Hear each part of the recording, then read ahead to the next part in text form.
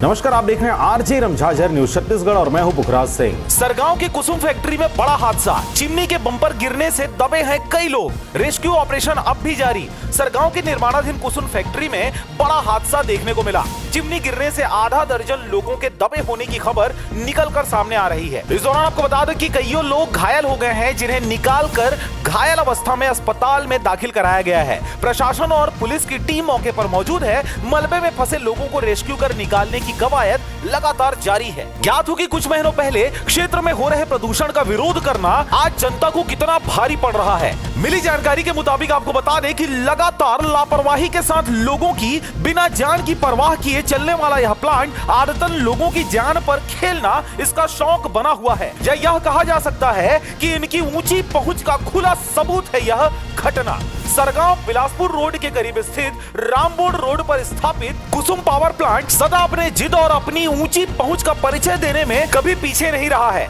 कभी आसपास की फसलों को खराब करने, कभी भारी वाहनों से रोड आम लोगों के चलने लायक नहीं रखने और कभी लोकल मजदूरों को सही मौका नहीं देने जैसे जिद से पहचाना जाता है। वर्तमान की यह घटना शुरुआत 2 माह पूर्व की क्षेत्रीय आमजनों की जान से जुड़ी हुई थी, जिसमें आमजन बड़े जोरों शोरों से वहां से निकलने वाले डस्ट से परेशान थे, जिस पर आला अधिकारियों के मार्गदर्शन में रोकथाम की बात कबूली गई थी और फैक्ट्री द्वारा समय सीमा तय करके उसे कुछ हद तक रोका भी गया। इस दौरान आम जनता शांत हो गई, पर यह राज आज खुला कि जिसे डस्ट रोकने सेलो लगाया गया था वह सुरक्षित तरीके से नहीं लगाया, या यह कहें कि आनन फानन में इसे लगाकर लोगों की जान लेने के लिए रख दिया गया। आज वही सेल अपनी जगह से जिस पिलर में रखा गया था गिर गया और इस बड़ी घटना को अंजाम दिया। यह वीडियो और फोटो में देखना तो आसान है, पर मौके पर देखना बहुत कठिन है। और जो इस लापरवाही का शिकार हुए उनको मुआवजा, नौकरी से खाना पूर्ति तो किया जा सकता है,